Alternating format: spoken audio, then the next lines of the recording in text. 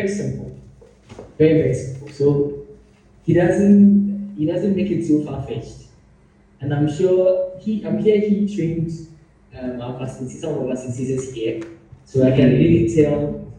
I can trace in where I work, we call it traceability. You can trace the excellence down to the father of the whole data science project.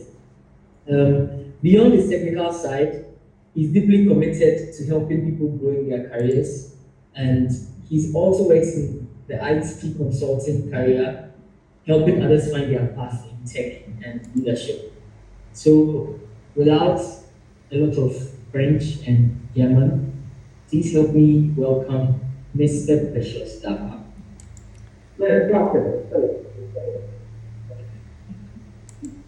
Hello, guys.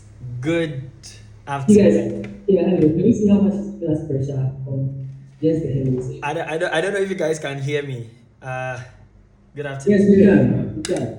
Yeah, good afternoon. How Can are you you hear all us? doing? Yeah, I can hear you. I can hear you. Right. Good afternoon, everyone. How are we doing? Yes. I can see all of you, so I want to see if you can see me too. Yeah. Oh, okay.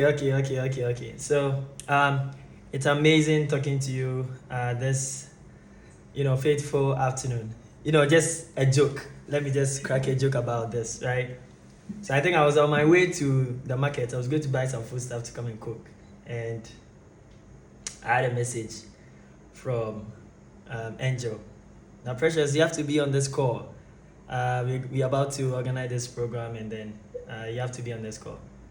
I have to stop all the gobe that I was about to eat, and then be here because it's nice. It's nice, and all those who love gobe, shout out to the gobe lovers. Anyone who loves gobe, who loves gobe? No one.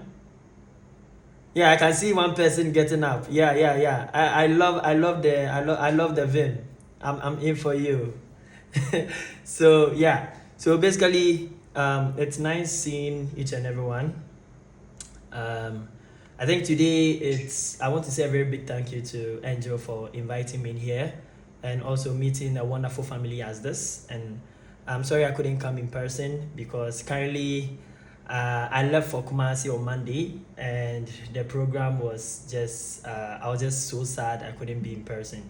I wanted to meet you guys, but then it couldn't be possible. But then I just realized that I could still just give the impact that I want to do through online, since our world is changing and virtual environment has become much more accessible. So if you see me today, I'm here to talk about critical thinking and problem solving. Critical thinking and problem solving in the data field. So basically, I just want to stimulate your brains, stimulate your minds on what the possibilities are when you apply your critical thinking skills in the field you are in, or whatever or wherever you find yourself. Right, so I'm just going to share my screen. I don't know if it's possible you can all see my screen. Can my screen be seen? I don't know if my screen can be seen. Yes, continue. Okay, awesome. So critical thinking, right? So you ask yourself, what is critical thinking? Critical thinking is just the ability for someone to be able to look out for the assumptions, ask questions, and find out why things happen. And as growing individuals, or as students trying to come in the data space, trust me, you need to be able to ask a lot of questions. Even the instructors standing in front of you, you need to be able to ask them, where are they coming from? What have they eaten today? What is influencing the way they are teaching? Or what is influencing the knowledge they have? If you're able to ask good questions, if you're able to ask the right questions, it really helps you in your data journey. Growing up, I've been an inquisitive person, getting to know a lot of things. So as I stand now, I know about, I'm not to say to brag, but then like a lot of field, I've been in a lot of field. Why? Because you are inquisitive. You want to know what is happening everywhere. You want to know why things are happening. And I think if you're able to apply these your skills, it would really help you in your critical thinking space, right? And then one aspect of it also is the problem solving part of it. So if you are asking the questions, if you want to know the whys, if you want to know the what, if you want to know the whens, what is the problem you're trying to solve, or what are you trying to drive at, what are you trying to achieve at the end of the day? So what problem do you want to solve? That also contributes to the kind of questions you're going to be asking, right? So if you are asking the right questions, then definitely you're going to be solving a particular problem. And if you're solving a particular problem, definitely you're going to be recognized in the space. Now, we are in an economy, or we are in a society where a lot of us want to be successful. We all want to be successful. We all want to make it. Now, even in the entrepreneurship environs, one thing they most of the time talk about is the fact that you have to be a problem solver. You have to be able to solve a problem, right? And you being in the data space also, you try to solve a problem. So if you are very critical about the things that you think about, if you are very critical about the questions you ask, definitely you're going to find a problem to solve. And if you find a problem to solve, definitely you're going to enter into that entrepreneurship space. And I think that is the whole idea of you trying to gather the boost, or trying to gather the motivation that you need to excel in a particular field. In our field, as in the data science, data analytics field, if you don't have this skill, if you don't have this analytical skills to be able to find out why things happen, if you don't want to find out why this particular thing is happening, definitely you're not going to excel here. Because it's not even about the technical things of it. It's about you trying to understand why things happen. If you're able to understand why things happen, if you're able to get the domain knowledge about the things that are happening, that is how you're able to even bring out the technical expertise to be able to solve the particular problem that you're trying to solve. So it's more or less the focus is critical thinking and you being a problem solver. So basically, I just have to tell you a little bit about myself. I'm Precious Darkwa. This is who I am. I know most of you who have not seen me. This is me. I recently won an award, AI Personality of the Year, which was organized by Deloitte and Knowledge Innovations, and also because of the impact I've made in the field. Also, I'm the founder of a TechStorm Global, which is also a platform to help individuals when it comes to data analytics and data science. You can look us up on LinkedIn. We are just based on LinkedIn, right? You can look us up on LinkedIn and you'll find us. And basically, this is who I am, and I'm sure by now you guys have read it, so I don't need to talk much about myself. So the most important thing is, why is critical thinking important in data science? Now, critical thinking just helps us to be able to process raw data into meaningful insight. So if you're able to get... Okay, is someone speaking? I think I heard someone. Are we good? I think I heard someone speaking. No, it's fine. Oh, okay. So critical thinking is just like trying to transform your raw data. So you have data, and then you are just trying to be critical about the data you've taken. What are the questions you're going to be asking? What do you want to achieve at the end of the day? What are the whens? What's constitute to this? Why was this data given to you particularly in the first place? Why do you always have to find insight in the data? Or even if you find insight in the data, what does it mean? How beneficial can it be to the company or the one who gave you the data? Or you ask yourself, where was the data taken? How quality, or what's the quality of the data?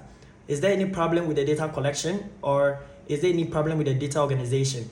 Basically, all these things need to be taken into consideration, right? You need to focus on all these things, and it will really help you to be able to analyze data really well. Now, Google chief economist once said that the ability to understand, process, and extract value from data is hugely important skill for the future. Now, this thing that we are talking about is not just for now. It's not just for the skills you're trying to learn today. It's not just for the skills you're trying to learn tomorrow. Now, it's actually for the future. You being a critical thinking person helps you to be able to think for the future. Now you are thinking for the future, and also it's going to improve yourself. It's going to improve you as a human being, because now you're going to be a critical thinking person, or you're going to be a critical thinker. Everything you do, things you invest your money in, things you invest your time in, things you invest your resources in, you're going to really take care of it. You're going to really be mindful of the things you do. Why? Because you're trying to be a critical thinker, and you're trying to understand why things happen and why you should do particular things. And now this is very important, because we've come to a point in our lives, or an age where if you ask questions, they think that you're trying to disrespect authority. If you ask questions, you're trying to you're trying to make somebody lose the job, or you're just trying to poke your nose in things. But then that is the right way to move. Now, let me give you an example. In the olden days, we came to me that, or there was a child that came to me that, oh, when you are frying fish, you cut the tail off and you cut the head off and you just fry the middle part of the fish. Now, it went through generations to a point where later generations were now asking questions. So one child asked the mom that, Mom, why is it that the tail part of the fish is cut off, thrown away? The head is also thrown away. The only part that is fried is the middle part of the fish. Now, guess what? The mother didn't even know the reason why the head was cut off, the tail was cut off. So the mother also went to ask the grandma. The grandma also found out that she also didn't know the reason why the tail was cut off and the head was cut off. The grandma also went to ask the great grandma, and it was the same question, or it was the same response, only for them to go and ask chief, a very old person who has been in the palace. And then they really got to find out the reason why they cut the tail and then the head off. And guys, you wouldn't believe the story. The reason why the tail and the head was cut off was because in the olden days, when they were using their frying pan was not big enough to contain the length of the fish. So the reason why it was cut off was because the whole length could not be put inside the frying pan. The tail was cut off and the head was cut off, so that the most important part of the fish, which is the middle part where the meat is most concentrated, can be fried and then it can be eaten. So the main important thing here, which was done here, was just trying to fry the fish well, and then make sure that the middle part of the fish was fried and then eaten without any consequences or anything. But then as generation went on, they didn't understand why the tail was cut off. So they just buy fish from the market. Although they had a big frying pans, generations went on and, big frying pans have come and all of that. They didn't know the reason why the tail was cut off and the head was cut off. They still continue to cut it off. And they didn't know that the tail also contains nutrients, the head also contains nutrients. So basically, if you are frying the whole fish, it doesn't spoil anything. So it was important that you fry the whole fish. But then because questions were not asked, because the mother felt like, if I ask my grandma that why is the tail cut, why is the head cut, it's going to look like I don't know, you don't know what you're doing. But it's not because I just want to, make you feel like you don't know what you're doing. I just want to know the reason why things are done. And that is one aspect that we need to look at. So the child got to know that, really, so there's actually nothing wrong with actually frying the whole fish in the pan. So as time was going on, the child started frying the whole fish, and nothing actually happened, because the child now had a lot of fish to enjoy. And what was the importance or the advantage of asking questions? Just one single question. It was just by asking why the tail of a fish is cut and the head of a fish is also cut.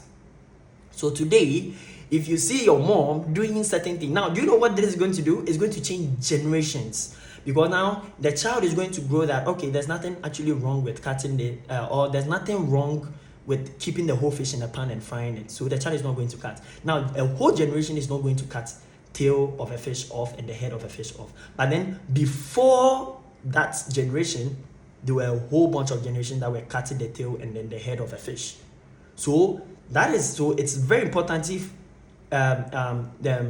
how Varian is saying that the ability to understand, process, and extract value from data is hugely important skill for the future, because it's going to change future generations. It's going to change the way you think. It's actually going to change the way you think. And the space we are in, data scientists, definitely you need to be asking questions. You need to know why, the profit is increasing. You need to know why your sales are increasing. You need to know why we are in loss. You need to know why this discount is giving us this particular profit. This discount is giving us a particular sales. Like, you need to find out the reason why these things are happening. So basically, it is like an important tool which will help you. Now, what are the core components of critical thinking? What do we need to look at? Because right now, I've showed you that you need to ask questions. Fine. What are the steps or what are the components of you trying to be a critical thinker? Number one is analysis. Breaking down complex data into understandable patterns, identify keywords, patterns. Now, if you get data, like I can see Eugene teaching you guys Python. Now, that's the technical bit of it. Now, if you don't understand something, you don't understand why this output is or you don't understand why you're getting a particular output for a particular code, you don't just move on and just say that, okay, well, let's move on, it's Python. No, you just ask yourself. You can do more research. There's Stack Overflow, there's Google, there's ChatGPT, there's Julius AI. There's a lot of AI that can help you to be able to know the reason why a particular output is given after a particular string of code or line of code. So basically, you're just trying to understand why some things happen. And what do? You just try to break them one after the other. So if you see one long line of code or a lot of line of code, then the only thing you need to do is just break them down into simple or simpler parts that is more understandable, and then find the key patterns within them, and then try to understand them each or bit by bit. The second thing that you need to also look at is evaluation, judging the credibility and relevance of data sources. Now, before you even break down your complex data and get to understand these things, you ask yourself, where is my data coming from? So, for example, the child asks the mom that, Mom, why is the tail of a fish cat? Why is the head of a fish cat? Now the mom didn't know. So basically, the mom was teaching the child something that she didn't even know the source of that particular information. And that is very risky. You can't be working on a particular data where you don't even know the source of the data, or you can't even trace the importance of the data. Like, that's really dangerous, because if you do that, then you are trying to say that you are pardon for lack of better words, you're just trying to say that you're lazy or you're dumb. Why? Because you're just making analysis. If you're just doing that for doing sake, you just want to make analysis and then put it on LinkedIn, put it on your GitHub and say that, oh, I've worked on a lot of data, I'm good in data, I'm doing it. Trust me, if I'm supposed to be an HR recruiter, if you show me project, I'm going to ask you, where did you get that data from? Where did you get that data from? What importance of that data? What's the importance of that data? What's the importance of that particular column you are working with? I need to understand where that data is coming from. You can't just come and throw sand in my eyes. No. Otherwise, everybody can just go and copy ChatGPT codes and put it in their GitHub, or they put it on their LinkedIn and say that, there's a lot of fake things out there.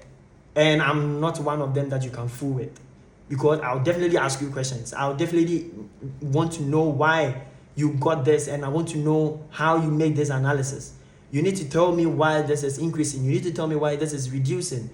Like, I need to know why. You can't just come and just show me the project, this is what I've worked on, and just move on. And then I'll just say that, wow, perfect project. You've done really well. No.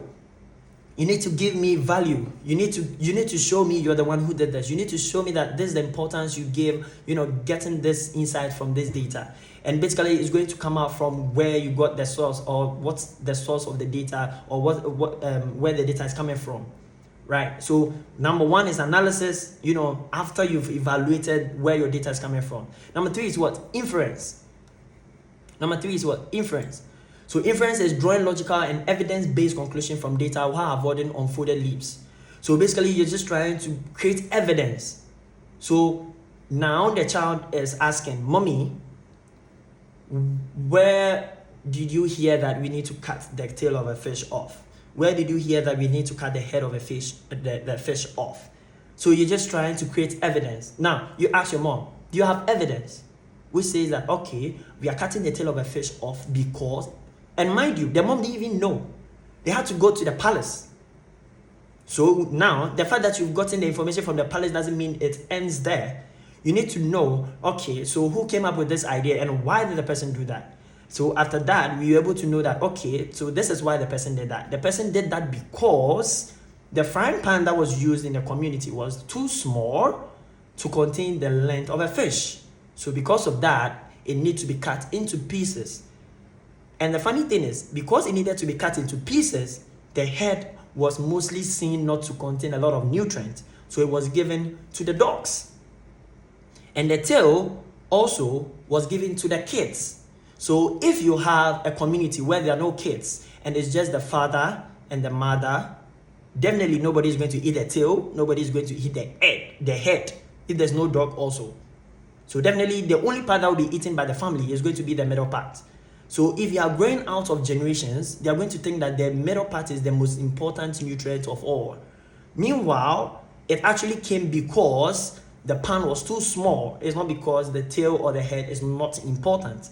So if you're able to create evidence out of this, then you're able to tell, okay, so moving forward, so this is where the data analyst comes out and said, okay, moving forward, we've now realized that it's not actually bad to chew the tail of a fish. It's not actually bad to chew the head of a fish. So it means we can actually chew everything. So we get value for what we've done, the analysis we've made. And then the last thing is going to be self-regulation. So reflecting on bias. So now you ask yourself, was there any bias when it was being communicated? It means it was bias because later generations didn't know the reason why things were done. And then so right now we are being biased because we were just eating the middle of the fish and then the head and then the tail. Meanwhile, trust me, if I'm eating gobe and I buy fish, the fish is the most important part of it. I don't know who agrees with me, but then fish is like, oh my God, especially the eyes and then the brain, some part of the brain. I don't know if you can eat fried fish, some part of the brain is very nice. If you chew, if you have the crunchy fish, the fried ones, and then it's crunchy and the head of it, you see the way the mouth protrudes. Oh my God, that part of it is very nice. But then if you go to the restaurant and then you're with your friends and then you chew the head, like everybody's going to be looking at you some way. Like, this guy, where is he from? Why are you chewing the fish? Why are you chewing the head of a fish? Like, it's that funny, but then they don't know that it's actually, there's no problem with actually chewing the head of a fish. But because of societal biases, now you have to deal with the fact that if you like the head of a fish, you can't eat it in public. You have to come to your room and eat it. So now you have to do self-regulation, right? And that is the problem that we are facing here. So now, problem solving. Let's talk about the problem solving. Right now, we'll be able to see the problem. We've seen the problem. So let's look at one challenge that I try to see here. Data problems are often complex and ambiguous. Definitely, it's always ambiguous. Most of the time, the problems always arrive from miscommunication, arrive from loss of information. It's either miscommunication or loss of information, right? Or let's say there's a communication barrier. Loss of information, misinformation, or communication barrier. These three things are the most important things that really brings challenges as a data analyst. A data analyst, most of the time, you always face miscommunication barriers. You always face loss of information, or you face lack of communication. That's most of the time for a data analyst. And these things, real world business challenges rarely come with clear definitions. You will never see the definition. You will never see where it's coming from. Sometimes you need to research outside the data you are working with. Sometimes you need to research around, right? Sometimes you can even get the data set of a retail company, right? Or a shop. Sometimes the problem is not even coming from the shop. Maybe it's not even coming from the discount they are giving. It's not even coming from the profit and sale they are receiving in the company. Sometimes it's coming from the surrounding. Maybe there's a gutter around. That gutter is so smelly that people don't want to associate themselves with that market. So it's not because maybe you are giving less discount. It's not because you are giving more profit, more discount. It's because the surrounding is bad. Then if the surrounding is bad, who will buy from a bad surrounding? Nobody. So it will affect your sales. But then you'll be thinking that, oh, maybe your customers want more discount. It's not because your customers want more discount. It's because it's coming from outside. Your gut, there's gutter everywhere. The gutter, dirty gutter, choked gutters, and the place is so smelly. How do you expect somebody to come and buy something there? No, nobody's going to come there, right? And then how do we find the solutions to these kind of things if we don't have clear definitions for a particular problem? So you need to what? Effective problem solving combines logic thinking. So logic thinking is you move outside the problem. So you stand outside the shop and you look around and you ask yourself, you even sometimes have to put yourself as a subject matter and then say that, okay, let's assume I'm a customer. Is this place a place where I'll buy something from? Or how did the shop attendants, how do they react towards me? Or how do they react when I have a problem or I have an issue with the company? All those things you need to what? You need to put yourself in the customer's shoes. And logical thinking, you need to think. So you don't have to even work with even the company, the staff over there, because if you want to know the real problems of you want to know the real problem hurting the company, sometimes you need to move out and act like a stranger. And that's the reason why sometimes they don't like data analysts, because we bring out the difficult or the most hard truth that is affecting the company. Because just imagine that I come, just imagine that I come to the company and I'm telling the company that the reason why we have less sales is because the location or where we are is smelly, or we don't keep the place tidy. Your CEO is going to attack you. Why? Do you know how they suffer to even get that location? The one who cleans the place is going to get angry. Why? Because they think that you are trying to tell them that they don't clean the place well, or what?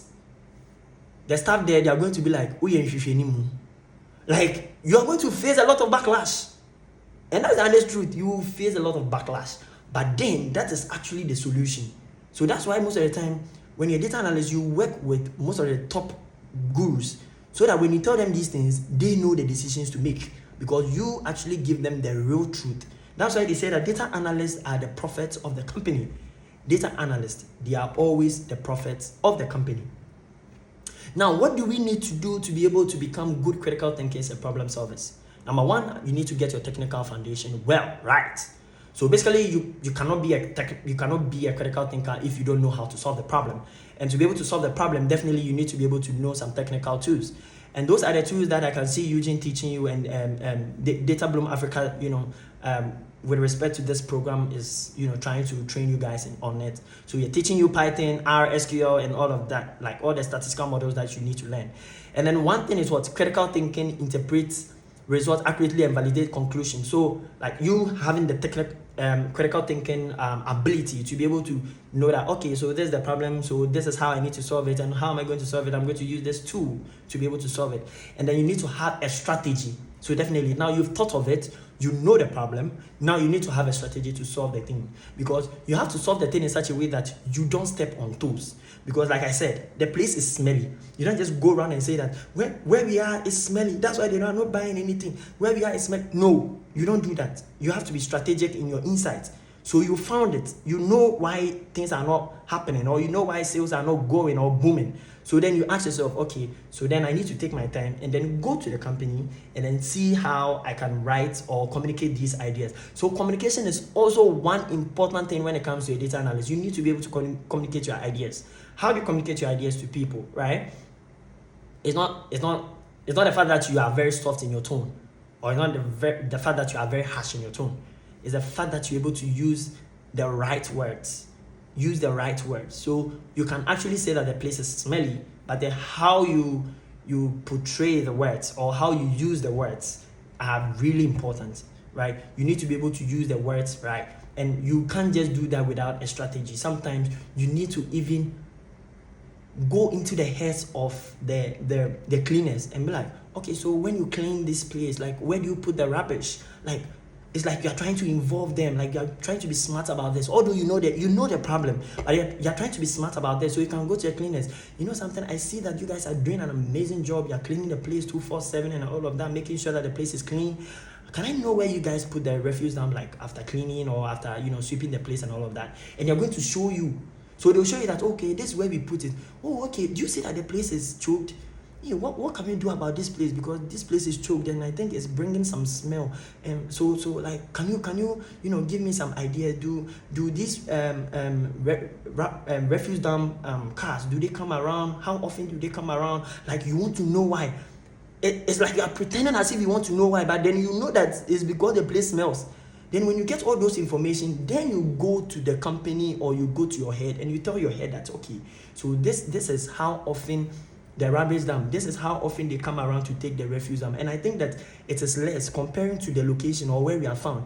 If rubbish is not taken, let's say 4 times in a week, and it's taken once in a week, it's going to really affect the way the place smells. And that's the reason why a lot of customers do not come to the company or do not come to the shop. So let's look at that. And also, I think the cleaners need some incentives. Maybe they need some perfumes, to be sprayed around the company every 30 minutes or every hour or every 2 hours, so that the place looks nice. There's this air freshener, I think there's a rotator, air freshener rotator. I think I went to a company like that. The whole environment smelled different from getting out of the company. Like it was so amazing. It was a very big air freshener. Like you can even use that. You can recommend that to the company. So by the time you leave the company is so much happy with you. The staff is happy with you, the cleaner is happy with you, the boss is happy with you, because now they can see that the place is smelling good, the place is okay. Now customers they've started coming because they've seen that the place smells nice. And then what happened is because you took yourself out and then you acted like a customer. You did some critical thinking and then you're able to solve the problem using the technical skills that you have, right? Yes. And also, how did you know that there were loss in sales and they were not getting sales? It's because you had technical skills. So the Python did that work for you, and the critical lens also did that work for you. And your strategy was you trying to get closer to the cleaners, trying to get closer to your boss, trying to get closer to the staff and all of that. So these are the most important things that helps you. Now, what is the practical step to enhance your skills? So right now, we know the skills to be able to, become very good critical thinkers and to help us to become very good problem solvers. How do we enhance our skills? So we need to develop a questioning mindset. So I think I've already talked about this already. So you always have to ask why and what if. What if this happens? So what if we bring the refreshener and then people don't continue buying? Then plan B, you need to have a plan B.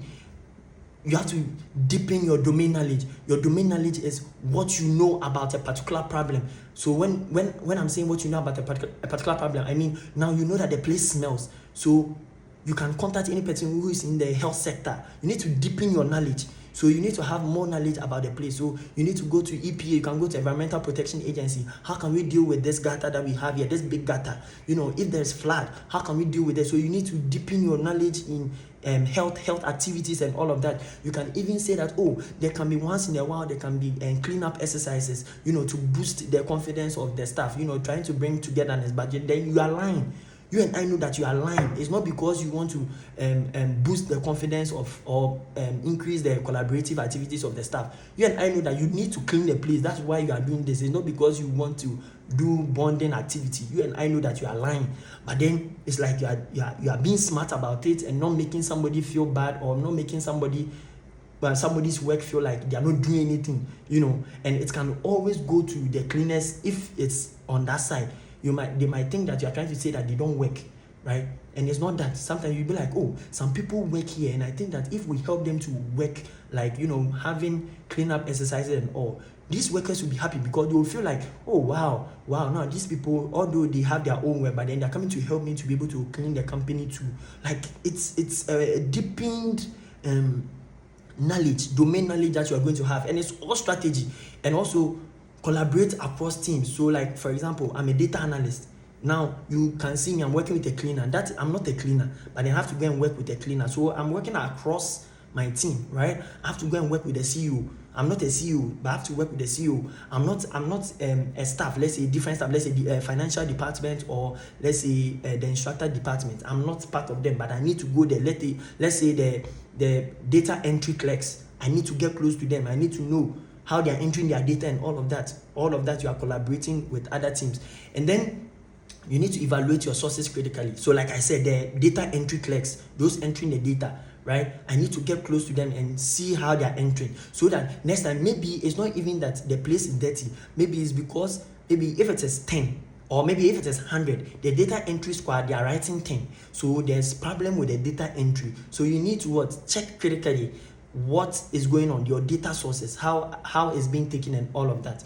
And now these are the 5 important C's I want you to keep in your head if you don't even remember anything I'm talking about when it comes to the whole presentation. Number 1 is consent. Always make sure that you have consent of the data that you are taking. You have to have consent. Make sure that you have a really written down contract which gives you access to a data. Now data has become very important. Data is the new oil. It has become very important. Somebody can put you in prison for a particular data, right? Yes, I think previously I think Apple was fined also. There was some company that was releasing the health data of females, their menstrual cycle. Their menstrual, you know, some ladies use some apps for checking their menstrual cycle, when it will come and all of that. And I think the data was sold.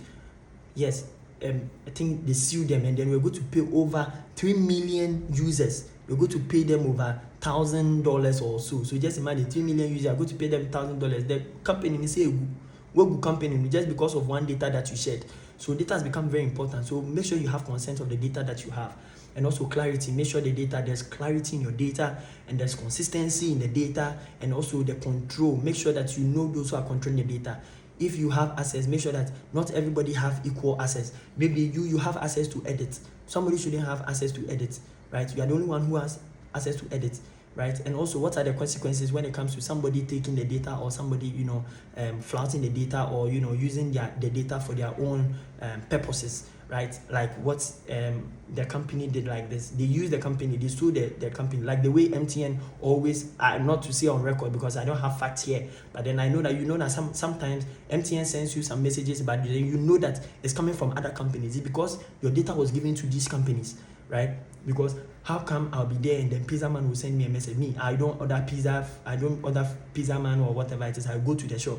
So how do Pizza Man send me messages? Or how do Baumia send me a campaign message?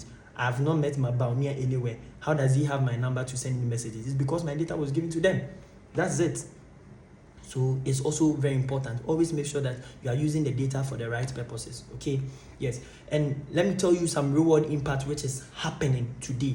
Now, 85% business leaders are saying that data analysis is a key to competitive success. So if you want to excel in your company, trust me, 85% people are saying that you need to have the grasp of data analysis. Data analysis is becoming everything. And you see, the funny thing is now the world is becoming technological, and it starts with data analysis. If you get to data analysis, you move into data science. If you get to data science, you move to AI, robotics, and all of that, IoT. So basically, you are not in the wrong place. Always try to be happy in the space you are in. Try to be happy where you found yourself, because where you found yourself, like, you are going to boom all the time, because it's not like it's going to end now. It's not going to end now. Even 27% of data skilled people report feeling proficient in data-driven decision making. Always data is being, is creating waves everywhere, and 15% always in revenue boost. People are creating, or people are getting a lot of revenue just because of what data, and being critical about the problems they ask, and about being also problem solvers. And it's a key thing that you need to focus on, like being a critical thinker and a problem solver. That's the key. Like that's the gem of it. That's the gold, that's the silver, that's the bauxite, manganese, anything you can think of, all the resources that's the thing, that's the go for thing that you should look for. If you're a critical thinking person, trust me, you're going to excel everywhere you go, because you're going to be asking questions, you're going to be knowing why things happen, you're going to be knowing why and when you need to do particular stuff. Sometimes it will shock you that you don't even need to work on the data. Sometimes it will shock you, you will not even touch the data, but then you get all the answers you need.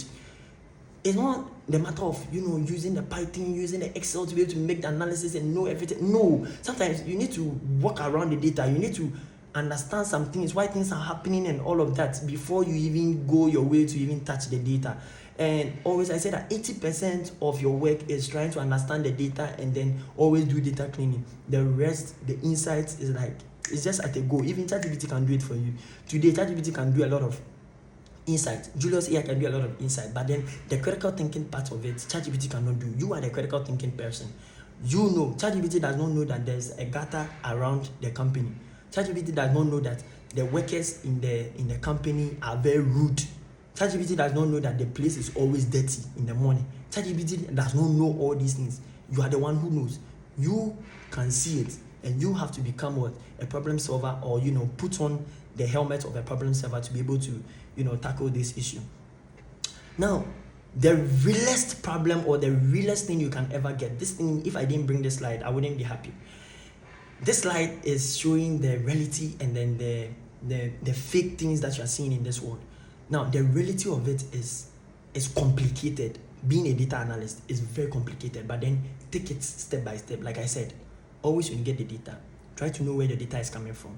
Ask questions. Know why this data is this. Know why this data is missing. Know why what is happening. That's the reality of it. It is complex, but then the opportunity that comes with getting a complex data, or the opportunity that comes with making a data clean, or making something very proficient and then important, is just trying to analyze the data well. You can see the picture on the right hand side. Look at how complex or messy the data is on your left hand side, the image on your left hand side, and then look at on your right hand side. Look at how now you can see the pie chart, you can see the line chart, everything in order. If you're able to do this and you come to the boardroom, see the numbers are in your head, you know why things are happening. Any question that is thrown at you, it will get to a point people will even think you are the CEO of the company, because you know the company so much. You know the external factors, you know the internal factors, you know even the outside factors which is affecting the company. Sometimes it is even economic factors which is affecting the company. Sometimes it's because people don't have money to buy the good that you are selling. It's not because maybe the place is even smelling. Maybe people don't have, for example, if you are selling umbrella during the dry season, you're selling umbrella during the dry season, how many people are going to get to buy umbrella? It's not because maybe your shop is smelly. No, it's because the season. That's not the season for that particular product you are selling, right? Although people will buy umbrella for the sun and all of that, but then how many people look at gangsters like us, moving up and down trying to make a living? You come to hold umbrella. Why?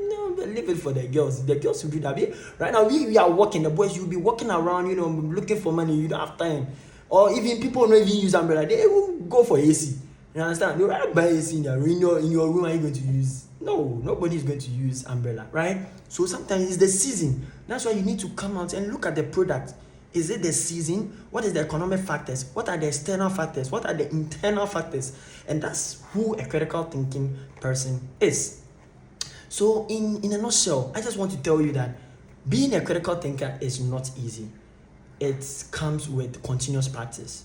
That is how I've gotten to where I've gotten here. So I'm going to encourage you, do not let questions, or do not make people's response to you asking questions deter you from achieving or getting the right information for the analysis you want to make. Because if you don't ask the questions, you'll not be able to understand why things happen, and you'll not be able to solve the problem. You need to ask the questions, and ask sensible questions. I mean, it's not like you go to ask, and sometimes the way you ask the question is very important, right? So, like your mommy, you don't go, "Ma, didn't know why fish in gusa?" No, we don't ask questions like that. Why you cut everything away? No, you don't do that. You say, "Oh, mommy, can I know why the head is cut and then the tail is cut?" If your mommy knows, you ask. If your mommy knows, she'll tell you. If she doesn't know, she'll not tell you. And then you go and find out from somewhere. Most of the things we know as humans, most of the time we learn it even outside. Sometimes I'll tell you that even society or environment contributes 70% to how we've become. So your environment is even much more important. Sometimes it's not where you stay. You spend most of your time in school. You spend most of your time outside. How many times do you sleep? It is when you come home and you come and sleep. As youth, right now everybody's looking for money. From 6 o'clock, you wake up from your bed, you go to work, you come around 7. So the whole day you spend it outside.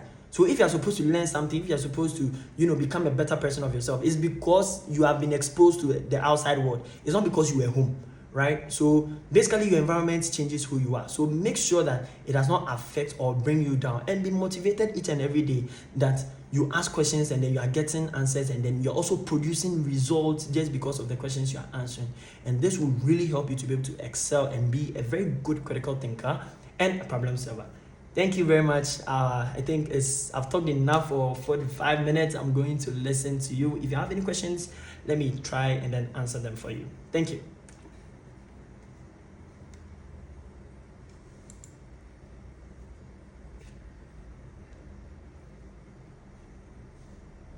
Hello.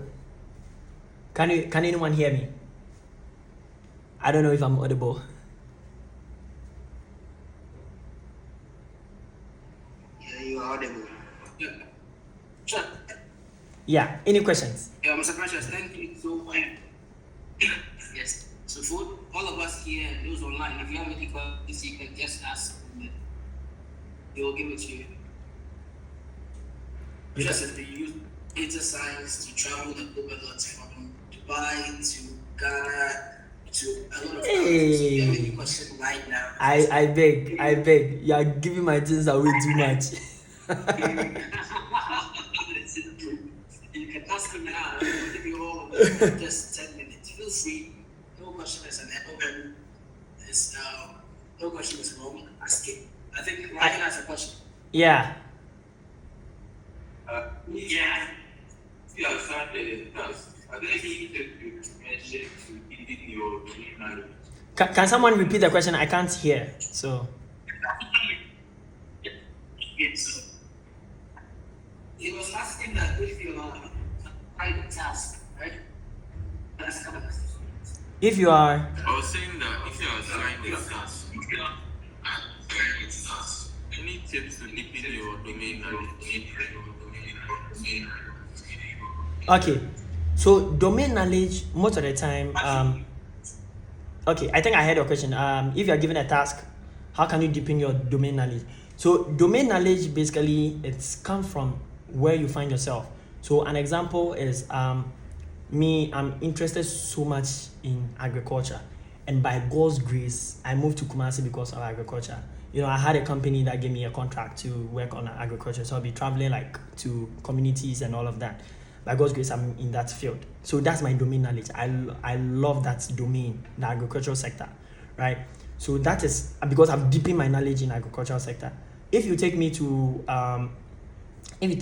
health sector, I did science in school. That was way back. But then I don't have a lot of information when it comes to health sector.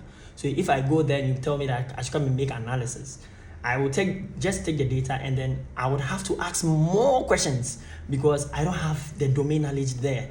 So that is me trying to deepen my knowledge. So you hear me asking a lot of questions. Sometimes I'll even ask, how do you even take injection? How but for a basic or for a nurse, how to take injection is like the basic stuff, right? But then to me, because I don't have knowledge in that, I'll be asking so much questions. How do you insert the needle? How do you insert? I'll be asking unnecessary questions. But then to you, because you're in a field, you already know what is done, like everything that is done. The same way in the agricultural sector, when I come to the field, if you ask me soil erosion, if you ask me soil this, deforestation this, afforestation this, like I know all these things. Why? Because I have domain knowledge in that field. So if I'm seeking for more knowledge, it's much easier because maybe I want to know more about the particular thing I'm dealing with. Is that okay? Yes, please. Yeah. Thank you. Anyone else?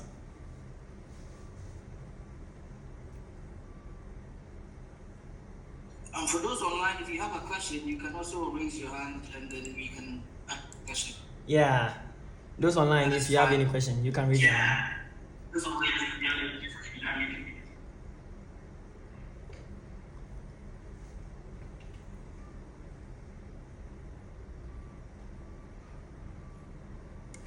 All right. I guess no one has any questions. So thank you. Thank you so much for having me. Thank you so much. Thank you so much, Precious. Somebody has a question.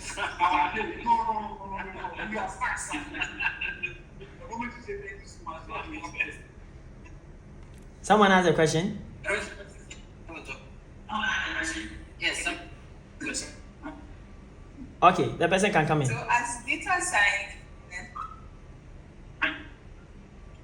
can you hear me? Yeah, I can hear you. So as data data science beginners, would you advise that we have a specific domain that we want to go into? So we start learning about that aside the fundamentals. Great. That's a very good question. Now, before anyone even starts, getting into data analysis, there are three most important things that you need to look at. Number one is your domain knowledge. You should have a domain knowledge, even by birth. You should have a domain knowledge. Two is your technical skills, which you are going to learn, which is what you're learning now, like the Python, the SQL, the Excel, the Python programming, right? Those are the things you're going to learn. And then the third thing is mathematics, the statistics part of it. You also learn statistics to become very good in data science. Those are the three important things when it comes to data science. But then, the domain knowledge, you already have it in the sense that most of the time, the reason why we teach people data analysis, most of the time I love to teach people who have done a first degree or diploma, HND. Why? Because they picked a particular course, and that course is their domain. In a sense that if you did health, you went to the medical school. If you come, definitely your domain knowledge is the health sector. If you did accounting in school, if you did business in school, definitely it's the same thing, right? Business field or business sector. So you have a domain knowledge. If you did agric in school, definitely what's your domain knowledge is agric. But if you did computer science like me, you are very open to everybody, right? Computer science, you are open to everybody, but then you need to add an additional domain. So that's why someone like me, even computer science student, their own is let's say it can be anywhere. It can be technology. That's their domain, technology. They know more about phones. They know more about technological gadgets, devices, and all of that. That's their domain, right? Yes, and that is what defines the domain you're coming from. So sitting here now, if you've done your degree, you and I can attest to the fact that you have a particular sector. So the one who asked the question, what was your degree? What did you do in uni?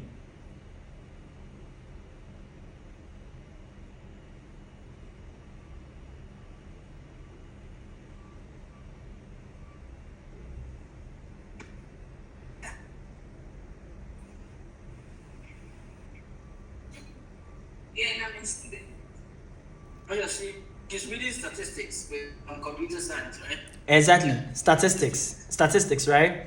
So you're like me. Statistics, you're like me. We go everywhere. MTN, everywhere we go. So you add one to it, okay? Add one to it. You can be in the technological space. You can be doing accounting. Add some to it. You can do agric like me. You understand? You can add something to it. Is that okay?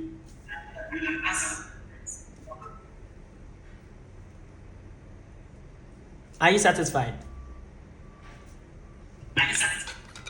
Yes. Okay. Do we have any other question? I think it's going for the last time. Anyone present there? Yeah, for Precious. Yes. So much you come. But the question in-house. Let me try to please. So in the ethical problem solving, if you I can explain the sense that we control. I can't hear. Okay.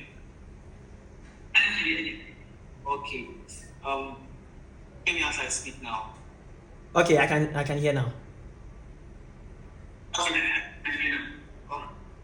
So I'm giving your presentation. You said ethical problem solving. You mentioned growth, and you explained in a sense that having control over your data, maybe you are the only person allowed to edit it. It should be for only you instead of leaving it to other people to have access to that ability to edit. But I want, and then you also explain the sense that thinking critically could meet a problem that is directed to sanitation and data parameters. And with that one, you went into to solve that problem. You need to go to, for example, the cleaners and then find out how they so I think wouldn't that like reaching into something, because definitely there's going to be a manual supervisor for the company you work with, and you are given the data to make analysis and then bring out your findings, not necessarily going to different departments and then like trying to solve the problem. Okay, that's a very good question. So it's like you are trying to breach, you are breaching somebody's work, although you know what to do. Just go straight to the data and then work. Now, number one, let's take into consideration, right? The first thing can be that, what problem are you solving?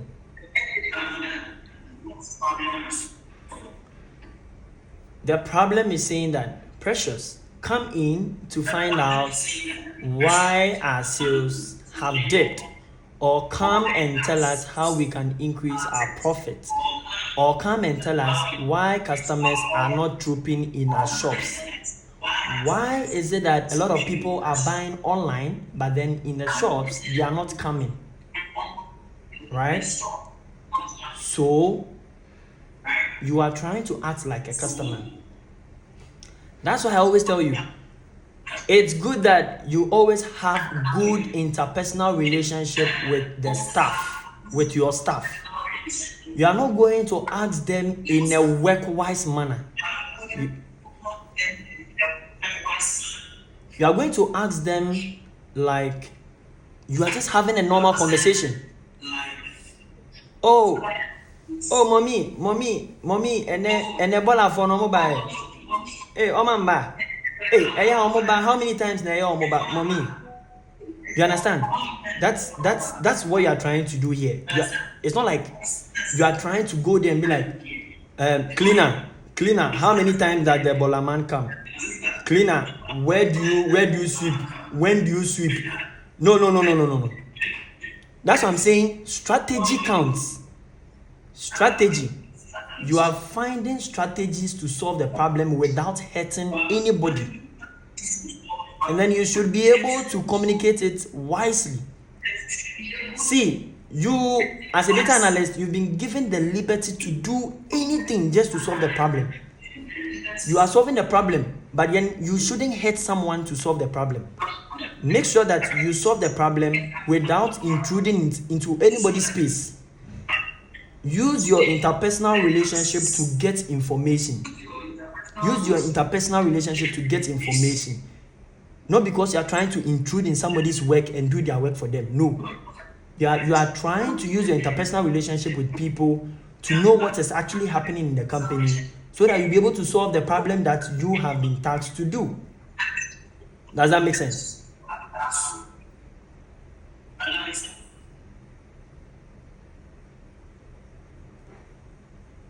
Does that make sense?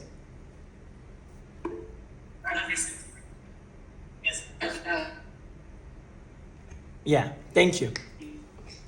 Yeah, anyone else?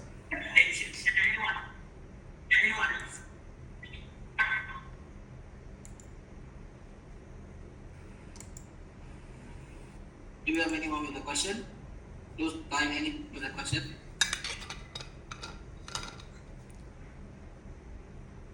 Oh, okay. So I believe it's 30. So Precious, thank you. In time of any skill, when I was over, I had to ask them everything set to come on, we really take for granted. Really time you prepare us. This is LinkedIn into the chat. You can feel free to pitch in on LinkedIn.